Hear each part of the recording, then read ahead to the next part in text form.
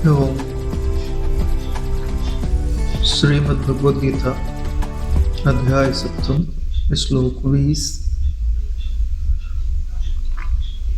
कामैतैर्हृतज्ञाना प्रपद्यन्ते अन्यदेवता त्वं त्वं नियमम् आस्थाय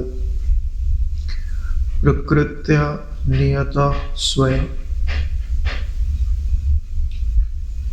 भगवान कहते हैं कि उन भोगों की कामना के द्वारा जिनका ज्ञान हरा जा चुका है, वे लोग अपने स्वभाव से प्रेरित होकर उस नियम को धारण करके अन्य देवताओं को भजते हैं, अर्थात उनकी पूजा करते हैं। इसके पहले भगवान ने ये बताया हुआ है कि कौन मेरी शरण लेते हैं, यानी कौन मेरी भजन करते हैं। तो उन्होंने बताया था कि अर्थ है, जिज्ञासु है, अर्थार्थी है और ज्ञानी है, जो चार भगवान की शरण लेते हैं, भगवान का भजन करते हैं, भगवान को ही चाहते हैं या भगवान से ही चाहते हैं। अब इस श्लोक में भगवान क्या कहते हैं कि जिनके चित्त में भगवान की मुख्यता नहीं है, संसार के किसी पदार्थ की मुख्यता है, तो उनकी दृष्टि में यह संसार सत्य है, वे वस्तुएं सत्य हैं और उनकी आशा है कि इस वस्तु के प्राप्त होने से मुझे सदा सुख मिल जाएगा, तभी तो उस वस्तु के पीछे जा रहे हैं। तो इससे क्या हो रहा है कि उनसे वह सुख तो उन्हें सदा मिलने से रहा, जो आशा कर रहे हैं वो तो नहीं मिलेगा। इसके लिए क्या कहा जाता है कि उन कामनाओं के द्वारा उनका ज्ञान हरा जा चुका है। ज्ञान क्या है कि जहां वास्तविक सुख है उसका वास्तविक एड्रेस, उसी को ज्ञान बोलता है। जहां वास्तविक जीवन है उसका वास्तविक जो एड्रेस है उसी को ज्ञान कहा जाता है, और उसी का नाम परमात्मा है या उसी का नाम ब्रह्म आत्म ऐक्य बोध है, उसी को ज्ञान कहते हैं। चाहे आप उसे आत्मज्ञान कह लो, ब्रह्म ज्ञान कह लो, ईश्वर का ज्ञान कह लो, ईश्वर अनुभूति कह लो, ब्रह्म साक्षात्कार कह लो। तो कामनाओं के द्वारा वो ज्ञान हरा जा चुका है, यानी आप वास्तविक जो तत्व है उसके ज्ञान का उपयोग नहीं कर रहे। जो उसमें कल्पित वस्तु है आप उसको सत्य समझ रहे हैं और उसको पाने का यत्न कर रहे हैं। तो देखो, जब आप वस्तु ही कल्पित चाह रहे हो तो अन्य देवताओं की शरण लेते हो, क्योंकि वास्तविक देवता को तो आप पहचानते ही नहीं, क्योंकि भ्रम हो गया ना। जैसे ही जैसे कामनाओं के पीछे जाता है, जो अर्थार्थी है, जो आर्त है, उसकी बात यहाँ नहीं की जा रही। भाई वो तो कुछ पाना चाहता है लेकिन उसका महत्व तो ईश्वर के प्रति अधिक है, तो वो अर्थार्थी है। यानी वो वस्तु की आवश्यकता है, इच्छा नहीं है भोगने की। जैसे रावण को अर्थार्थी नहीं कहा जाएगा, रावण इस कोटि में आएगा कि उसका ज्ञान है वो कामनाओं के द्वारा हरा गया। हिरण्यकश्यप अर्थार्थी में नहीं आएगा, लेकिन ध्रुव अर्थार्थी में आएगा। क्यों आएगा? क्योंकि वो वस्तु प्राप्त होने के पश्चात भी ईश्वर का महत्व उसके चित्त में बना हुआ है। लेकिन कामना का महत्व वाले को जब वो वस्तु मिल गई तो ईश्वर को भूल जाएगा, उस वस्तु का ही महत्व उसके जीवन में रह जाएगा। यही अर्थ है। तो ये हमको समझना है। तो जब कामना के द्वारा तुम्हारा ज्ञान ढक गया, तुम्हारा परमात्मा तत्व का विवेक ढक गया, तो तुम वास्तविक परमात्मा की शरण भी नहीं ले पाओगे। अगर तुम शरण भी लेते हो तो भी उसके वास्तविक तत्व को समझ नहीं पाओगे। अरे बड़े बड़े असुर जो है वो भगवान शिव की उपासना करते हैं, लेकिन शिव तत्व को समझ कहाँ पाते हैं। उनके लिए वास्तविक जो देव है वो भी अन्य देव की तरह ही कार्य करता है। यहाँ अन्य देव का मतलब समझ रहे हैं? जो अपरिच्छिन्न ना हो गए वह अन्य देव हो गया, जो अपरिच्छिन्न हो गए वो वास्तविक देव हो गए। जैसे शिव जी विष्णु जी से अलग हैं, ऐसा अंतर वहां नहीं है। वहां अपरिच्छिन्न और परिच्छिन्न का अंतर है। यानी एक वास्तविक मतलब ये समझ लो कि जल और बुलबुले का अंतर, या ऐसा समझ लो जल और लहर का अंतर। तो वहां पे अन्य देवता का मतलब ये होता है, एक आकृति का दूसरे आकृति से भेद नहीं। वास्तविक तत्व का आकृति से जो भेद है, तो वो अन्य देवता की शरण क्यों लेते हैं? क्योंकि वास्तविक देवता को जानते ही नहीं, और वास्तविक देवता को जानते क्यों नहीं है? क्योंकि उनका जो ज्ञान है वो कामनाओं के द्वारा हारा जा चुका है। यानी आंख तो तुमने पहले बंद कर लिया, तत्व को नहीं जानते। अब देखो, अगर आप अन्य देवता की शरण लेते हैं तो भी उससे जो वस्तु प्राप्त करनी है वो किसी न किसी नियम के द्वारा चलने पर ही प्राप्त होगी। कि भाई देवता के संबंध में तो ये नियम लगता है, सबके संबंध में यही नियम। संसार में कोई वस्तु प्राप्त करना होता है तो ऐसे मनमाना थोड़ी प्राप्त हो जाता है। धन कमाना तो धन के अपने नियम है, यश कमाना तो यश के अपने नियम है। अरे तुमको चोरी भी करना है तो भी कुछ नियम तो पालन करने पड़ते हैं कि भाई कोई देख ना रहा हो, चुपके चुपके जाए, चिल्लाए नहीं, दुनिया भर की चीजें तो माननी पड़ती है वहां पे, तो वो तो नियम है। इसलिए कहते हैं तम तम नियम आस्था है, उन उन नियमों को धारण करके। बोले कौन से नियमों को धारण करता है और कौन से देवताओं की पूजा करता है? बोले जैसा उसका स्वभाव होता है। प्रकृत्या नियता स्वया, अगर स्वयं तमोगुणी है तो वो तमोगुणी देवता को पसंद करेगा और उन्हीं की उपासना में सफल भी हो पाएगा। रजोगुणी है तो रजोगुणी देवता को चुनेगा, या जिस देवता को चुनेगा वो उसके रजोगुण प्रधान स्वरूप का ही वो उपासना करेगा। जैसे शिव जी हैं तो शिव जी के तीनों रूपों की उपासना होती है, सात्विक भी, राजस भी और तामस भी। अब तमोगुणी वाला है तो शिव जी के तमोगुणी रूप का को ध्याएगा, वही अच्छा लगेगा। हाँ, मांस चढ़ाएगा, मदिरा चढ़ाएगा, भैरव की पूजा तो होती है, काल भैरव की दारू वगैरह भी चढ़ाई जाती है। कहीं कहीं तो बलि देते हैं काली माता, तो काली माता की भी तीनों रूप में उपासना होती है, तामस भी होती है, राजस भी होती है, सात्विक भी होती है। विष्णु भगवान की भी होती है, लेकिन कलयुग के अंदर उसे बैन किया हुआ है।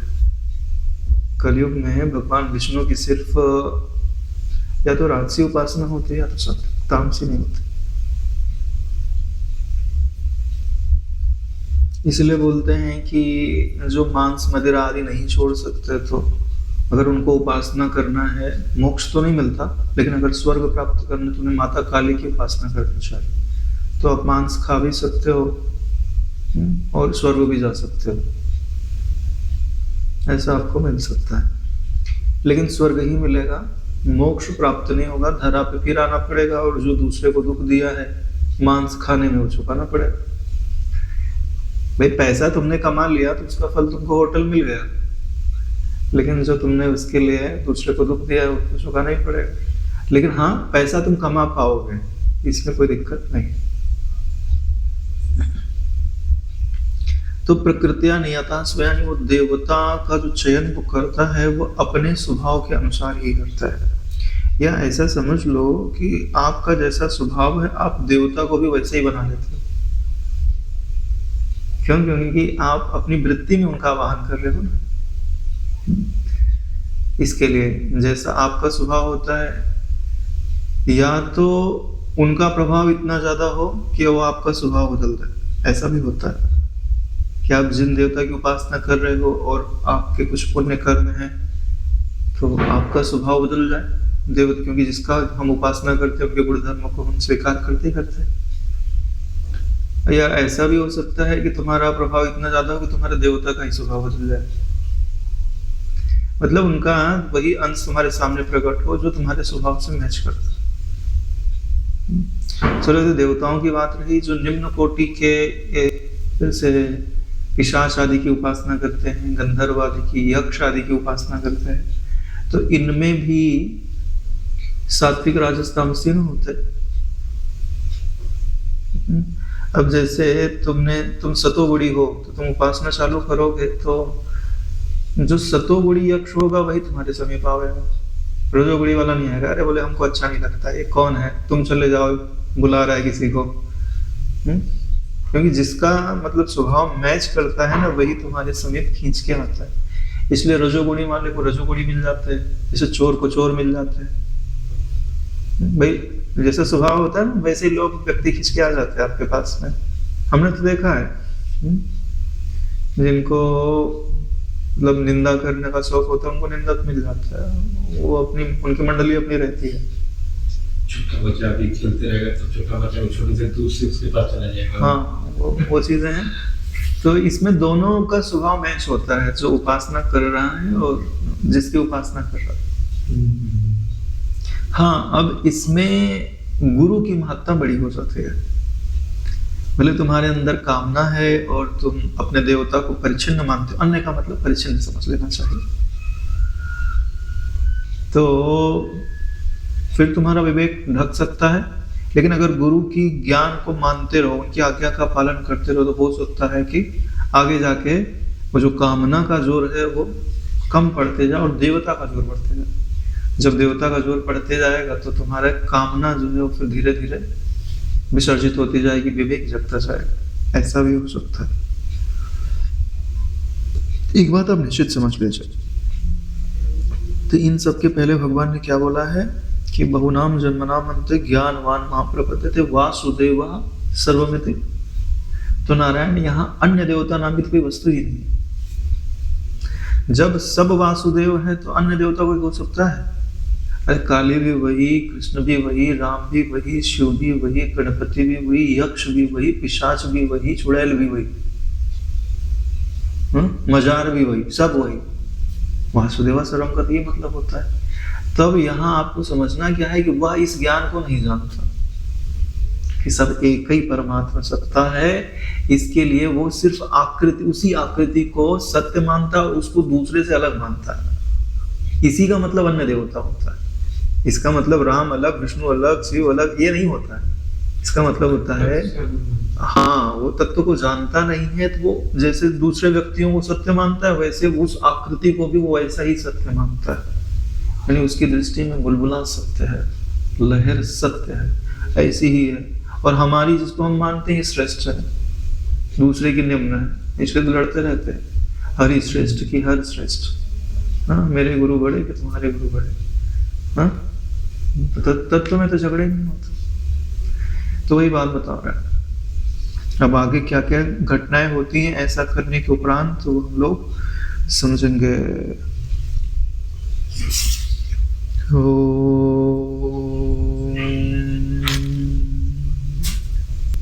यो यो याम याम तनुं भक्तः श्रद्धया रुचितुं गच्छति तस्य तस्य अचलां श्रद्धां तामेव विदधाम्यहम्। भगवान कहते हैं कि जो जो सकाम भक्त जिस जिस देवता के स्वरूप को श्रद्धा से पूजना चाहता है, उस भक्त की श्रद्धा को मैं उसी देवता के प्रति स्थिर कर देता हूँ। यानी भगवान तुम्हारी बुद्धि में निवास करते हैं और जैसी तुम्हारी मांग है, तुम्हारी मांग के वो अनुकूल है। अब ये यहाँ पे एक प्रश्न उपजता है कि हम सब तो परमात्मा की संतान हैं, तो परमात्मा को तो हमको तो अपनी ओर लगाना चाहिए, हमें उस देवता की ओर क्यों लगने दे रहे, उसके प्रति हमारी श्रद्धा क्यों बढ़ा रहे? भले हम चाह रहे हैं, लेकिन वो तो हमारे माता पिता है, हमारा हित चाहते हैं। भैया यहाँ श्रद्धा बढ़ा के भी वो तुम्हारा हित ही चाह रहे हैं, तुम कहीं तो झुक रहे हो। और आगे यह बात आपको समझ में आ जाएगी, बता देंगे कि भाई हम तुम्हारी श्रद्धा तो बढ़ा रहे हैं, लेकिन तुमको फल कौन सा मिलेगा? अंतवत्तु फलम तेषाम, उसका फल नाशवान मिलेगा। तो तुमको विवेक जगना चाहिए कि हम जिससे जो वस्तु प्राप्त करना चाह रहे हैं, क्या वस्तु हमको पूर्णता में ले जा रही कि नहीं ले जा रही। इसके लिए भगवान यहाँ कहते हैं कि यह जो सकाम भक्त है, यहाँ भक्त तो क्या कहें उसको, वो अपनी इच्छा का भक्त है। भक्त होता तो उसमें वस्तु की मुख्यता नहीं होती, ईश्वर की मुख्यता होती। यानी 60% ईश्वर, 40% वस्तु, लेकिन वो ईश्वर का ही भक्त कहा जाएगा। तो जिस देवता को श्रद्धा से जिसकी अर्चना करना चाहता है, तो उसकी जो अचल श्रद्धा है, जो श्रद्धा है, मैं उसी देवता के प्रति मैं वह श्रद्धा को स्थिर कर देता हूँ। यह मनुष्य की जो स्वतंत्रता मैंने निर्धारित की है, या उस स्वतंत्रता का उसे फल मिलता है कि भैया तुम जिसको भी पूजना चाहो, तुमको ऐसा लगेगा कि जो मुझे फल प्राप्त हो रहा है वो उसी से प्राप्त हो रहा है। इसीलिए तो लोग मजार को पूजते हैं, तो मजार के प्रति श्रद्धा दृढ़ हो जाती है। नहीं? जिसको भी पूजो, काली को पूजो काली के प्रति, शिव जी को शिव जी के प्रति, राम को राम के गढ़ प्रति, है ना। कहीं गोवर्धन पर्वत है, पत्थर ही पत्थर तो दिखते हैं, लेकिन पूजा करने लगो तो श्रद्धा दृढ़ हो जाएगी। हाँ, तुम्हारे कार्य भी सिद्ध होने लगते हैं, तो लगता है कि नहीं कुछ तो सामर्थ्य है इनमें। वो सामर्थ्य किसकी है नारायण? जो सर्वव्याप्त चेतना है उसकी सामर्थ्य है। लेकिन तुम्हारी श्रद्धा क्या दृढ़ हो जाएगी कि नहीं इसमें सामर्थ्य है। भगवान क्या कह रहे हैं? यह कार्य मेरी ही सत्ता के द्वारा होता है। क्योंकि ईश्वर की दृष्टि में श्रद्धा का बड़ा महत्व है। अगर श्रद्धा को ईश्वर ना बढ़ावे तो तुम कभी भी ईश्वर तक पहुंच नहीं।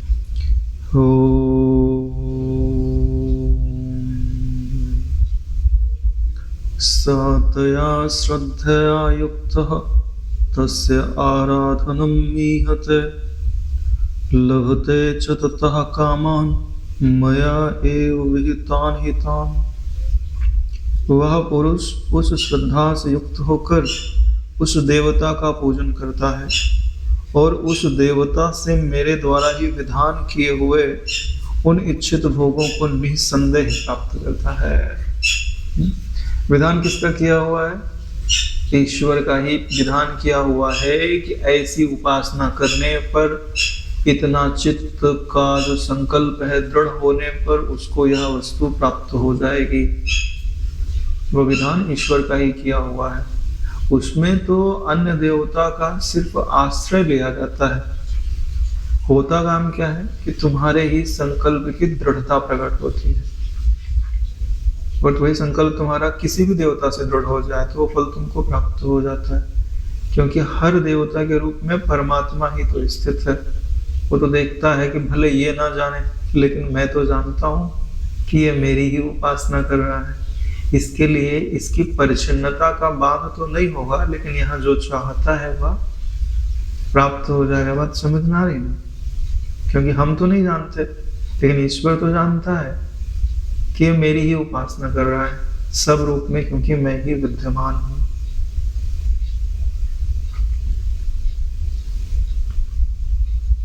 यानी कि आप यह समझ लीजिए कि आप किसी की भी उपासना करो, ठीक है, आपको फल तो मिलेगा ही मिलेगा। इसमें उपासना की मुख्यता है, पूजन की मुख्यता है, आपके वृत्ति की एकाग्रता दृढ़ता की मुख्यता है, देवता की मुख्यता नहीं। मुख्यता है तो देवता जिस के आधार पर जिस उसका देवत्व खड़ा है उस तत्व की मुख्यता है। जैसे लीलावती को जब माता सरस्वती प्रकट हुई तो क्या बोलती है कि तेरा संकल्प ही दृढ़ होकर के यह सरस्वती के रूप में प्रकट है और वही तेरे इच्छाओं की पूर्ति कर रहा है। पहले तो अलग अलग देवता दिखाई देते हैं, लेकिन जब आप उनको भली भांति प्रसन्न कर लो तो वो अपने वास्तविक स्वरूप का भी प्रागट्य कर सकते हैं। अगर वो पंच देवताओं में से कोई है तो अन्य में से भी अगर 5 देवता, गणपति, सूर्य, शक्ति, विष्णु और शिव, और विष्णु के जितने रूप हैं वो सारे आ जाते हैं। अगर आप इनकी उपासना करते हैं तो जो आप नाशवान फल चाहते हैं वो तो मिलता ही मिलता है, लेकिन उसके साथ में शाश्वत की समझ भी आज नहीं तो कल आती ही आती है। वो फ्री में मिलती है, बाय 1 गेट 1 फ्री। हाँ, जैसे अपने गुरु जी के पास सब लोग उनके लिए थोड़ी ना आए थे। किसी को रोग मिटाना था, किसी को नौकरी पानी थी, किसी को धन पाना था, किसी का विवाह नहीं हो रहा था, लेकिन आए तो उन इच्छाओं की पूर्ति के साथ साथ ब्रह्म ज्ञान भी तो छिपक ही गया। जो नहीं चाहते थे वो भी चित्त के अंदर प्रवेश कर ही गया। वही बात है, एक खरीदो और एक मुफ्त में मिलता है। और कलयुग में तो जो दवा है वो बिना शहद में मिला है तो कोई खाता ही नहीं है। तो ये शहद है, हाँ? जो कामनाएं हैं इस जगत की उस शहद के समान है, और जो ब्रह्म विद्या है वो औषधि के समान है, दोनों को मिला करके। लेकिन उसमें औषधि का महत्व ज्यादा है, मिठास का महत्व कम है। तो ये भगवान कहते हैं कि जो देवताओं की उपासना करने से उन्हें जो प्राप्त होता है वह प्राप्त मेरे कारण होता है, वो किसी आकृति के कारण नहीं होता, क्योंकि समस्त पदार्थ मुझसे ही उत्पन्न होते हैं, मुझमें ही हैं और मुझमें ही लीन होते हैं। मतलब सबको सब कुछ देने का जो सामर्थ्य है वो मुझसे ही तो है, क्योंकि इस जगत में मेरे सिवाय कोई दूसरी सत्ता में तो नहीं। अगर हम उसे पहचान ले और उसकी शरण ले लें कि परमात्मा हम तुम्हारी शरण है, हम अपनी इच्छा की शरण नहीं है। इच्छा तो मुझ में बलात् उठती है, वो हमने आपके ऊपर रख दिया है, आप पूरी करो तो सही, ना पूरी करो तो सही।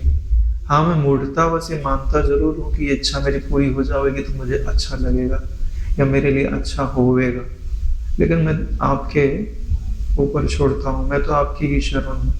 अब चाहे तू हंसा, चाहे रुला, चाहे बंधन में रख, चाहे मुक्ति में रख, आप जो कहोगे वो करने में मैं प्रमाद नहीं करूंगा, ऐसा प्रयास करूंगा, बाकी तुम्हारी जिम्मेदारी। ऐसा करने से हृदय में बल बढ़ जाता है, शांति बढ़ जाती है। नहीं तो एक व्यक्ति अगर एक बार असफल हो जाए और वो ईश्वर की शरण नहीं है तो बड़ा मुश्किल होता है दोबारा उठ पाना। कोई संबल तो होना चाहिए, आश्वासन तो होना चाहिए कि अगली बार हम नीचे नहीं गिरेंगे, कोई संभालने वाला तो होना चाहिए। तो ईश्वर ही यहाँ पे कहते हैं कि मैंने ही विधान किया है कि तुम इतनी उपासना करोगे, इतनी वृत्ति दृढ़ हो जाएगी, ये फल तुम्हें प्राप्त हो जाएगा, बोला निसंदेह प्राप्त हो जाएगा। तो उसमें कारण भगवान की सत्ता है, इसलिए हमें भगवान के प्रति धन्यवाद देना चाहिए।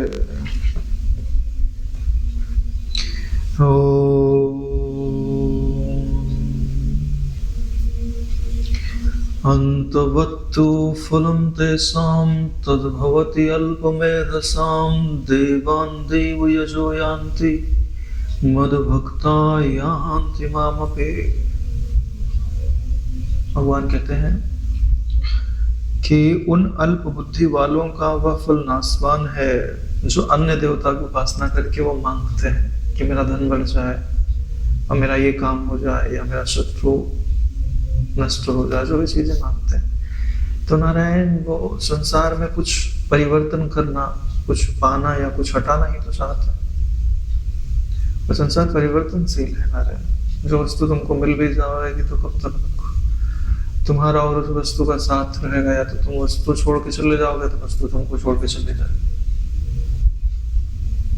रावण का राज्य भी तो नहीं रहा, हिरण्यकशिपु का भी राज्य नहीं रहा, कंस का भी नहीं रहा। तो ये वस्तुएं तो ऐसी ही है नारायण, कल्पना मात्र ही मिलती है, कल्पना मात्र ही लगता है कि सुख होगा, फिर अंत में हम रीते रह जाते हैं। दिक्कत क्या है पता है, हम शाश्वत हैं और ये नश्वर है। आपको इच्छा करनी चाहिए तो शाश्वत वस्तु की करनी चाहिए जो सदा साथ में भावे, चाहे उसमें थोड़ा सुख कम हो गए, है ना भाई, वही काम आवेगा ना। जैसे तुम दुकान पे गए, ठीक है, तुमको टीवी खरीदनी है तो बोलना भैया ये बहुत बड़ा है टीवी है, हाँ तुम रूम में लगाओगे तो पूरी दीवार ढक जाएगी और एकदम क्लियर चलती, एकदम डिजिटल साउंड। बोले चलेगा कितना? बोले 3 महीना ज्यादा नहीं चलेगा। बोले दूसरा, बोले ये कंपनी का है, थोड़ा साइज छोटा है, थोड़ा क्लियर भी कम दिखता है, हाँ लेकिन बोले 10 साल की हम गारंटी देते हैं। तुम खरीदोगे क्या? बोले भाई चलो थोड़ी सुविधा भले कम मिल रही है लेकिन 10 साल उसके बाद गारंटी, 10 साल में खराब होगा तो दूसरा मिलेगा। तो वही चीज हमें सोचना चाहिए नारायण कि हमारी जो बुद्धि है वो सदा सुखी रहने के पीछे लगती है। थोड़े समय बहुत ज्यादा सुख हो, फिर बहुत ज्यादा दुख मिले तो राजी नहीं होगी, कोई भी व्यक्ति राजी नहीं होगा। अगर राजी होता है तो उसका विवेक मरा हुआ है। जब दुख मिलने लगेगा तो चिल्लाएगा, दुख तो किसी को पसंद नहीं, ज्ञानवान को भी नहीं पसंद। ये पाया क्यों है तत्व का बहुत? दुख से डर के ही तो तत्वबोध पाया है। इसलिए भगवान ने क्या बोला, अल्प मेधसाम, इनकी जो मेधा है, बुद्धि है, मेधा किसको बोलते हैं, जो शास्त्रों के अर्थ को धारण करने में कुशल बुद्धि होती है, उसको मेधा बोलते हैं। इसलिए बोलते हैं मेधावी है। अब शास्त्रों के अर्थ को या गुरुजन के वाक्यों को पूरा धारण ही नहीं कर पाए, थोड़ा रखी थोड़ा नहीं। अल्प मेधा क्यों बोला है, अमेधा क्यों नहीं बोला है? उपासना तो कर रहा है, नियमों को तो धारण किया है, श्रद्धा तो है उसके क्षेत्र में, प्रयास तो कर रहा है, और वहां तक आ गया कि उसका फल भी उसे मिल रहा है, तो अल्प मेधा है। अल्प मेधा क्यों बोल रहे हैं? क्योंकि नाशवान फल चाहे, शाश्वत चाहता तो अल्प मेधा नहीं बोलते। तथा वे देवताओं को, पूजने वाले देवताओं को प्राप्त होते हैं। देवान देव यजोयांति, जो देवता की उपासना करता है वो देवता को प्राप्त होता है। अब इसमें जो है नारायण, ये समझ लो कि जो सालोक्य मुक्ति मिलती है, सामीप्य मिलती है, सायुज्य मिलती है और सारूप्य मिलती है ना? उसी की बात तो की जा रही कि जो देवता की उपासना करते हैं, अब अच्छी उपासना हो गई तो उनके लोक में जाने को मिल जाएगा, और अच्छी उपासना हो गई तो उनके समीप रहने को मिल जाएगा, सायुज्य। और अच्छी उपासना हो गई तो क्या बोलते हैं, सालोक्य है, सामीप्य है, फिर सायुज्य है, समीप में रहने। सायुज्य का मतलब एकदम पास में रहने। फिर जो चौथी मुक्ति उसमें कही जाती है सारूप्य, यानी एकदम डुप्लीकेट, जिसकी आप उपासना करते हो एकदम उसके जैसा ही रूप, लेकिन उनका जो मुख्य सामर्थ्य होती है वो नहीं रहती है, बाकी सुख सुविधा सब कुछ उनके जैसे ही प्राप्त हो जाती है। तो अगर आप किसी देवता को भजते हैं तो उसके जैसी ही सारी चीजें प्राप्त हो जाएंगी। आपको सोच समझ के किसी का भजन करना चाहिए, है ना? आप पिशाच का भजन करोगे तो पिशाच बनने के लिए तैयार है, यक्ष भजन का भजन करोगे तो यक्ष बनने के लिए तैयार है। जिसका भजन करोगे तो हाँ, पंच देवताओं में से किसी का भजन करते हो तो वो तुम्हारे चित्त में मुक्ति की संवित उत्पन्न करता है। मुनि नहीं चाहते कि तुम उनकी जैसी आकृति धारण करो, हालांकि वो आकृति को मिली जाती। जैसे भगवान विष्णु जी के जो पार्षद है चतुर्भुज होता है, और भी उनके जैसे पीताम्बर धारण करते हैं, उनका भी रूप सौंदर्य वैसे ही होता है।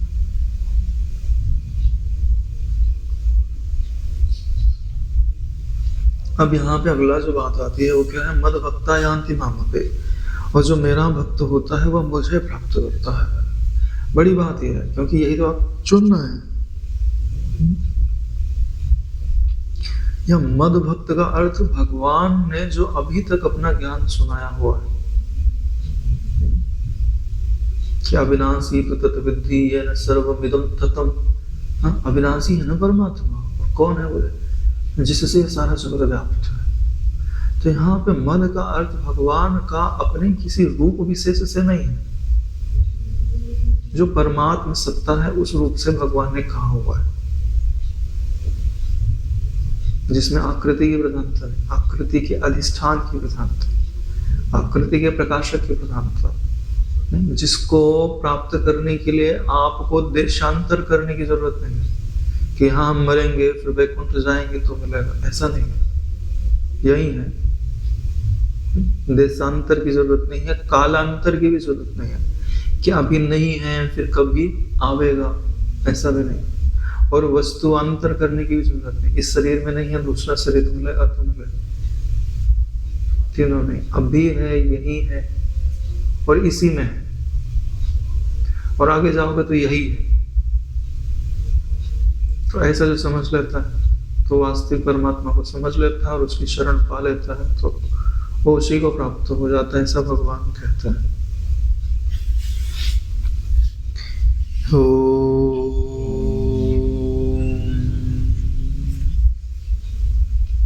अव्यक्तं व्यक्तं आपन्नं मन्यन्ते माम बुद्धयः परं भावं अजानन्तो मम व्ययम् अनुत्तमम्। भगवान कहते हैं कि बुद्धिमान पुरुष, बुद्धिहीन पुरुष मेरे अनुत्तम अविनाशी परम भाव को ना जानते हुए मन इंद्रियों से परे मुझ सच्चिदानंद घन परमात्मा को मनुष्य की भांति जन्म कर व्यक्ति भाव को प्राप्त हुआ मानते हैं। यानी जो बात हम लोग चर्चा कर रहे हैं उसका सत्यापन भगवान ने इस श्लोक में है कि जैसे लोग मानते हैं कि भगवान जो है वो देवकी के यहाँ, देवकी की कोख से जन्म लिए, फिर यशोदा ने पालन पोषण किया, तो ऐसे नहीं है।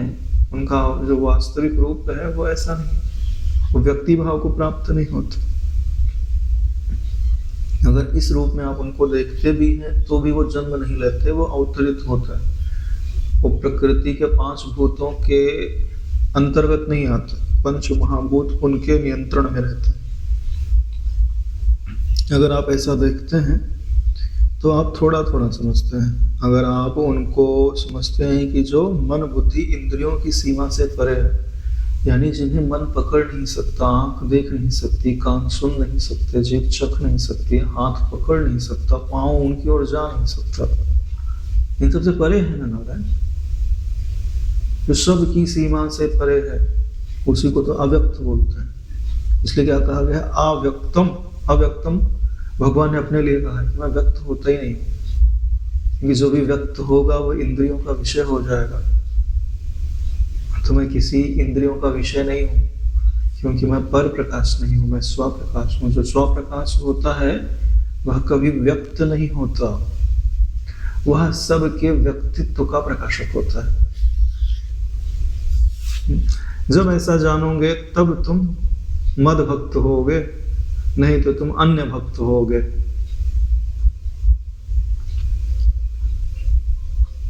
और भगवान क्या कहते हैं कि जो बुद्धिहीन पुरुष है, तो इस जगत में बुद्धि तो सबके पास है। यहाँ बुद्धि का अर्थ क्या होता है?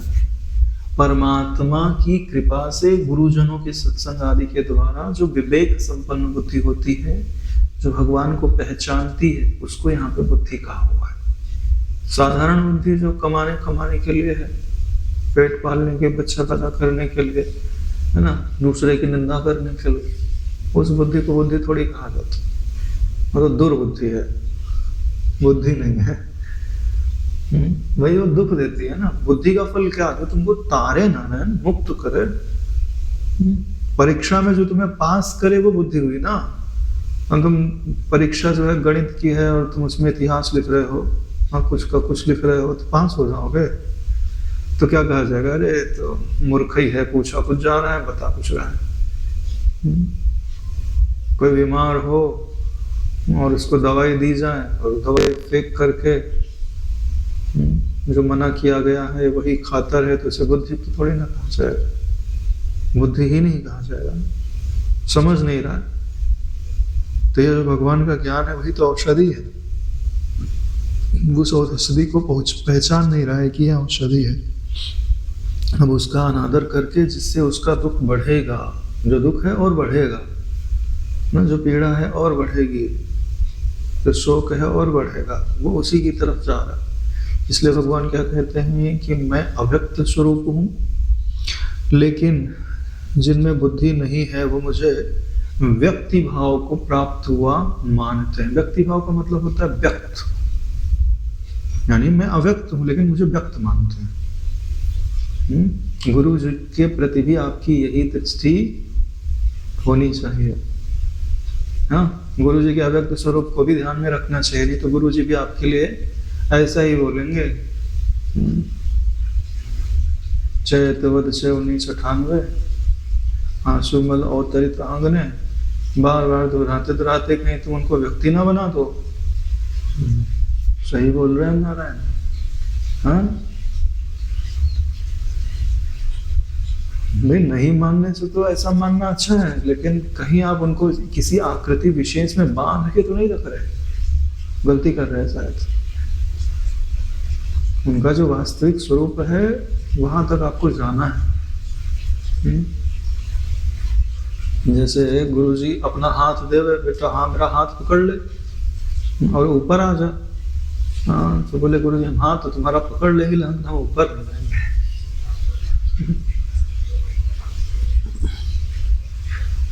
तो यह जो भाव है कि जो व्यक्त है, इसी को क्या कह सकते हैं कि साकारम अनृतम विद्धि निराकारम तो निश्चलम एतत्तत्वोपदेशेन पुनर्भव संभवः। जो स्टॉकर गीता में आता है कि जो साकार होता है वो अनिर्त होता है, झूठा होता है, और जो निराकार होता है वही वास्तविक तत्व है। सच्चाई तो यही है ना, पानी ही सत्य है, लहर सत्य नहीं हो सकती, चाहे कितनी ही बड़ी कितनी ही सुंदर क्यों ना दिखाई दे। तत्व ज्ञान तो यही कहता है, और भगवान भी शायद यही कह रहे हैं। यह परम भाव है। परम भाव मजानंतो, जो इस परम भाव को नहीं जानता है वह मेरे अव्यय और अनुत्तम स्वभाव को या स्वरूप को नहीं जानता है। परमात्मा का स्वभाव कैसा है, स्वरूप कैसा है? बोले अव्यय है, अव्यय नहीं अविनाशी, कभी विनाश को प्राप्त नहीं होता।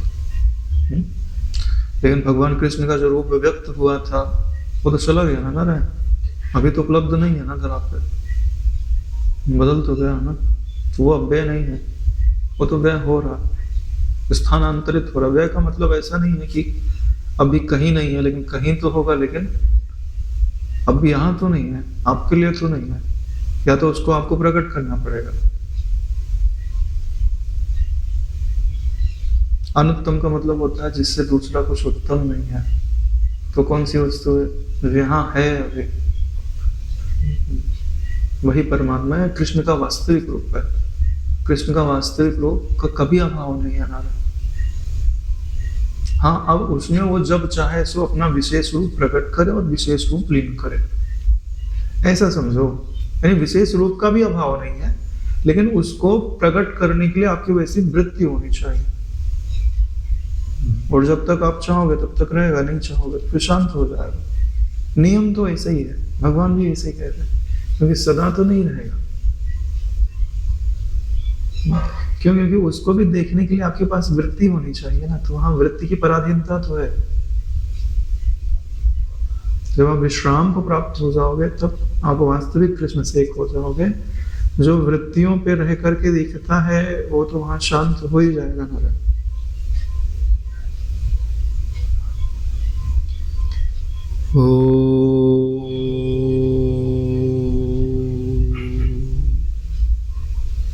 नाहं प्रकाशः सर्वस्य योगमाया समावृतः मूढ़ोऽयं नाभिजानाति लोको मामसमव्ययम्। भगवान कहते हैं कि अपनी योग माया से छिपा हुआ मैं सबके प्रत्यक्ष नहीं होता, इसलिए यह अज्ञानी जन समुदाय मुझ जन्म रहित अविनाशी परमेश्वर को नहीं जानता, अर्थात मुझे जन्मने और मरने वाला समझता है। क्यों? क्योंकि जैसे अपनी आकृति को सत्य मानता है वैसे परमात्मा की आकृति को भी सत्य मानता है। और आकृति में जन्म भी है और मृत्यु भी है, भी प्रागट्य भी है, तो आए तो गए भी ना रहे। भाई वैसे तो जन्मता मरता कोई नहीं है, तुम्हारा भी तो कहाँ जन्म हुआ कहाँ मरण हुआ, शरीर जन्मा शरीर मरा, तो आकृति उनकी भी तो बनी और आकृति उनकी भी तो विसर्जित हुई ना नारायण।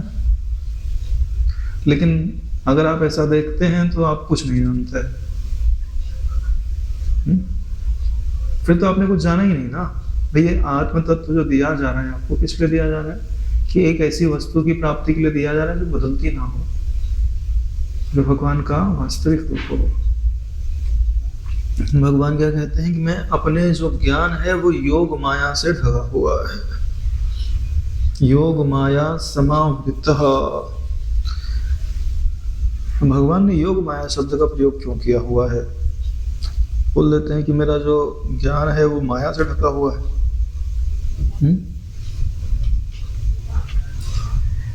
ये भगवान ने आपको एक आश्वासन दिया है नारायण कि जब तक तुम अपने अहंकार के आश्रित हो तब तक वो माया का रूप है, और जब तुम मेरी शरण हो जाते हो तो वो योग का रूप है।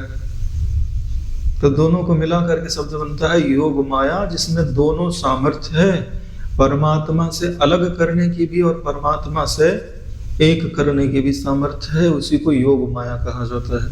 अगर केवल माया ही कह देते तो तुम उनसे कभी मिल नहीं पाते, क्योंकि फिर माया का स्वभाव या तो मिलाने वाला हो गया तो दूर करने वाला होगा। योग माया कह दिया गया तो उसमें दोनों चीजें आ गई। एक तो उनमें जगन माता का भी रूप है और दूसरा माया का भी रूप है। योग माया समावृता, यानी कि आप इसे अपनी वृत्ति से भी समझ सकते हैं कि जब आपकी वृत्ति विषयोन्मुखी है तब वही माया कहलाती है। जब वो गुरु जी का सत्संग प्राप्त करके संयमित होने लगती है, आत्मतत्व का विचार करती है, प्रकाशक की ओर चलने लगती है, तो वही योग वृत्ति कहलाती है। तो वृत्ति तो वही है, कभी योगाकार हो जाती है, कभी मायाकार हो जाती है। तो इसी से तो स्वरूप ढका हुआ है। और ये जब दोनों नहीं रहती, वास्तविक परमात्मा तो तभी पूरा प्रकाशित होता है, क्योंकि दोनों तो वृत्ति है और दोनों ही उसके प्रकाश को ढकती है। एक पूरा ढकती है और एक बिल्कुल, जैसे कांच लगा दो तो प्रकाश तो दिखता है लेकिन थोड़ा तो डिम हो ही जाता है। ऐसे ही तुम चाहे जो भी वृत्ति बनाओ, भगवताकार वृत्ति भी बनाओगे तो भी प्रकाश को तुम कुछ ना कुछ कम अवश्य कर रहे हो। प्रकाश तो पूरा यथावत तभी पड़ता है जब कोई वृत्ति नहीं रहती कुछ। मूढ़ो अयम ना विजानाति। अब जो मूढ़ है, मूढ़ मतलब जिसकी बुद्धि में विवेक नहीं है, समझता तो है लेकिन उसकी जो समझ है वो साधारण समझ है। यहाँ के पदार्थों को तो समझता है लेकिन उनसे किसी विशेष चीज को बनाना हो, विशेष चीज को सिद्ध करना हो तो उसको नहीं कर पाता। मूढ़ का मतलब ऐसा नहीं होता कि कुछ नहीं जानता है, कुछ जानता है लेकिन उतना नहीं जानता है कि उससे कोई कार्य सिद्ध हो सके। उसको मूढ़ कहते हैं। तुम जो मेरा अजन्मा स्वरूप है, अव्यय स्वरूप है। अजन्मा स्वरूप को हम नहीं जानते, तुम ईश्वर को जन्मने वाला जानते हो।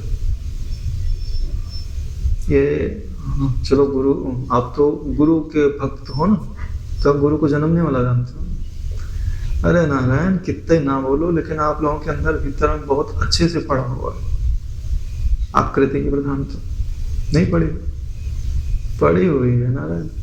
गुरु जी के वास्तविक तत्व की तरफ दृष्टि नहीं जाती, नहीं तो तुम गुरु हो जाते अभी तक।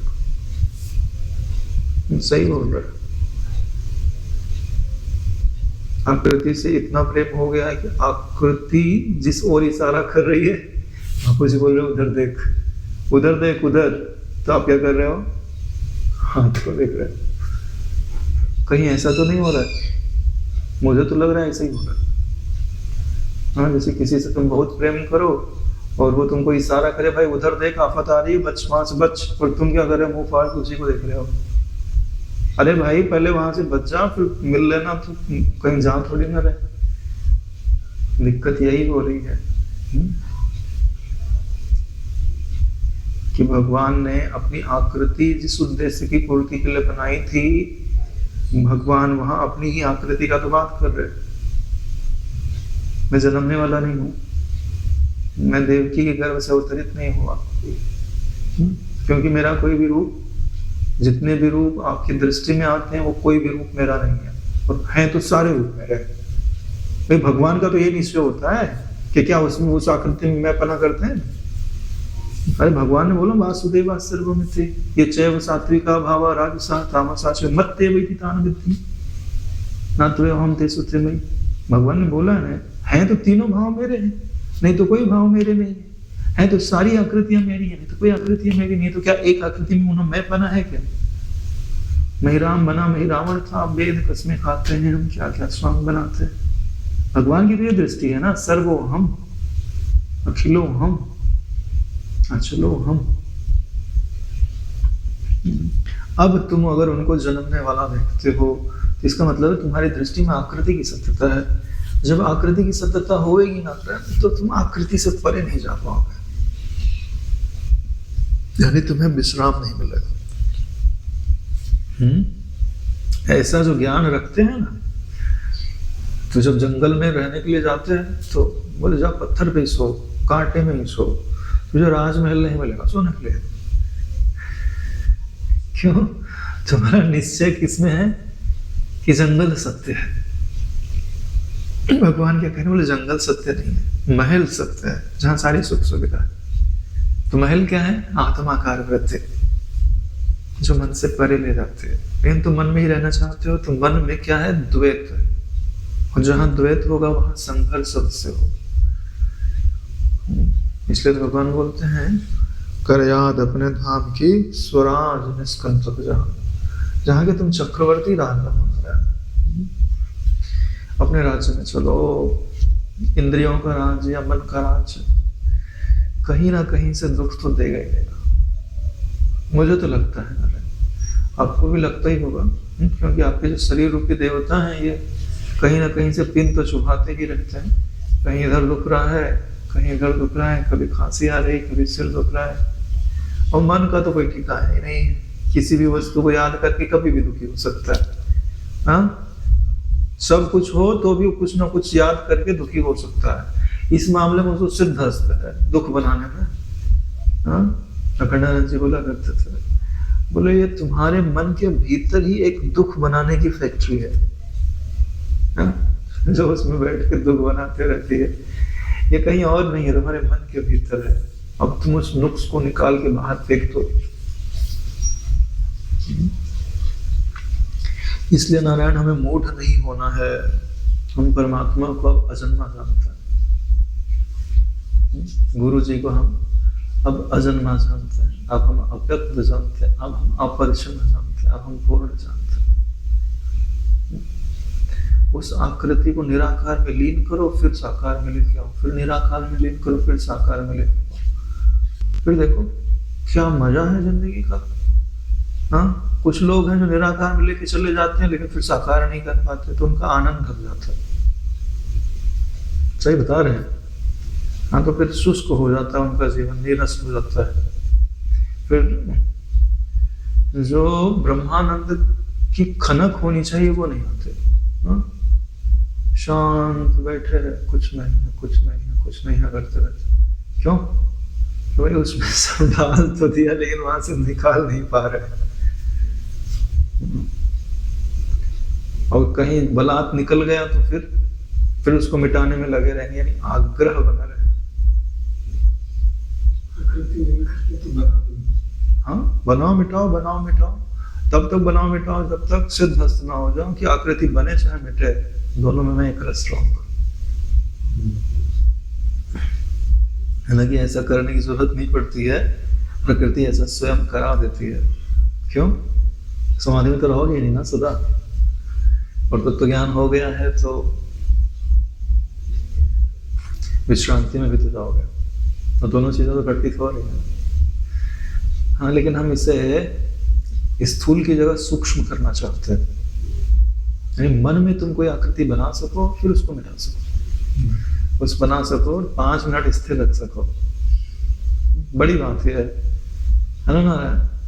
इसके लिए जो भी मुझे सुनते हैं या ऑडियो जाता है, नेट पे भी जाता है, जो भी 2-4-10 लोग सुनते होंगे, उनसे आग्रह यह जरूर है कि आप अपनी वृत्ति को एक वस्तु पर कम से कम 3 मिनट स्थिर करने का अभ्यास अवश्य किया करें।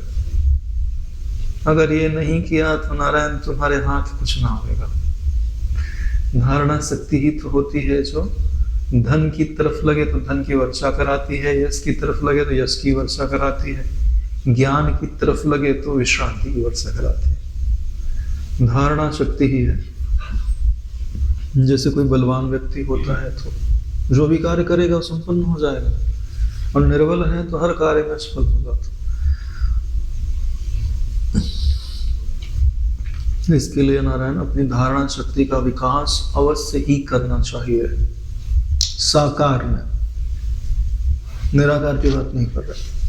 जो धारणा शक्ति का विकास की हम बात कर रहे हैं, प्रारंभ में आप साकार में ही करिए।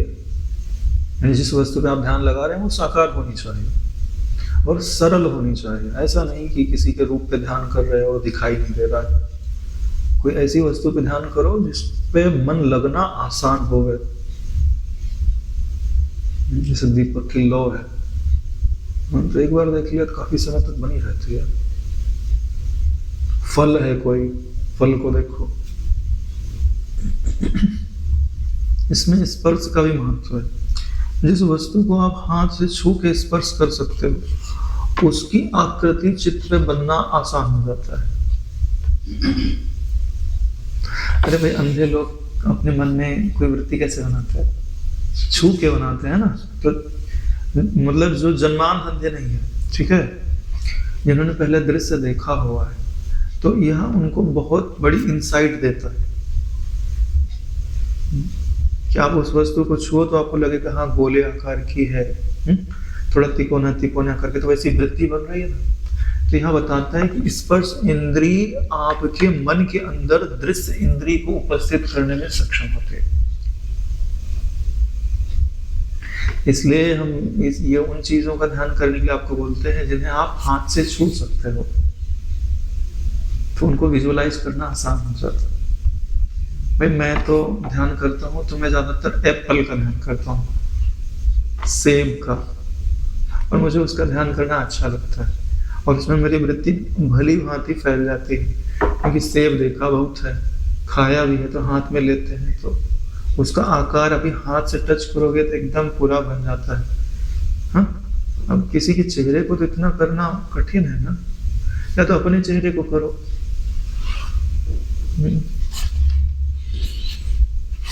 चेहरे की अपेक्षा फल आसान है ना, ज्यादा कॉम्प्लिकेटेड नहीं है, और उसमें मन स्थिर, क्योंकि हमको स्थिर करना है। एक बार स्थिर हो जाए फिर उसको अपन कुछ का कुछ बना लेंगे, वो बात की बात है। अभी स्थिर करना है, प्रयास करना है। 1-1.5 मिनट 2 मिनट तो कर सकता हूँ मैं। 1 मिनट से तो ज्यादा ही हो जाए। हाँ, तो ये देखते रहना चाहिए। उसमें मतलब ये भी निर्भर करता है कि उस दिन का ध्यान भजन कैसा है, उस पर भी निर्भर करता है। क्या पता किसी कारण से प्राण चंचल हो तो नहीं टिकेगा, और किसी कारण से अच्छा हो गया तो लग सकता है। एवरेज की बात बता रहे हैं, कितना एवरेज आना चाहिए। ये जो ब्रह्माकार वृत्ति की स्थिरता है ना, वो भी इसी धारणा शक्ति पे निर्भर करती है। जिसका धारणा शक्ति जितनी अच्छी है, उसका ज्ञान का विचार उतना स्थिर रहता है। यही तो नियम, और क्या। धारणा शक्ति ही नहीं है तो बोलते हैं कि हमारा जो है मन नहीं टिकता, तब तो विचार में नहीं लगता। कहाँ से लगेगा? एक पल में वृत्ति इधर, अगले पल में और कहीं। वृत्ति गाढ़ी होनी चाहिए, गंभीर होनी चाहिए। इसके लिए जो भी मुझे सुनते हैं, अगर अपने जीवन से कुछ भी अच्छा करना चाहते हैं, कुछ फल पाना चाहते हैं, तो धारणा शक्ति के विकास में लगाना चाहिए। अब उसके लिए थोड़ा त्राटक का सहायता लेकर के उस वस्तु का जो ध्यान है उसको भीतर में आगे चक्र पे दृढ़ करे। बोला जाता है आगे चक्र पे दृढ़ करे, फिर बाद में वो वस्तु ही रह जाती है और कुछ बचता ही नहीं। अगर मन उस पर टिक गया ना तो कुछ नहीं बचता। अगर आपकी ठीक से धारणा सिद्ध हुई, इसका मतलब क्या होता है? सिर्फ वस्तु ही रहेगी, आपको सुनाई भी कुछ नहीं देगा, भले आसपास कुछ भी होता रहे। अगर सच में तुम्हारी वृत्ति एकाग्र हुई है तो कुछ सुनाई भी नहीं देगा, कुछ दिखाई भी नहीं देगा उस वस्तु के सिवाय। मन एकाग्र हो जाता। लोकमान वाले गंगाधर तिलक का उदाहरण ले लो। ऑपरेशन करना था तो एनेस्थीसिया नहीं था, तो बोला हमको भगवत गीता पढ़ने को देता। भगवत गीता पढ़ने में मन लगा दिया तो वृत्ति चली गई उधर, बस हृदय का वाणी नहीं। उन्होंने टीका लिखी हुई है भगवत गीता पे, क्या नाम था उसका मुझे याद नहीं आता, जेल के अंदर लिखी थी भगवत गीता पे।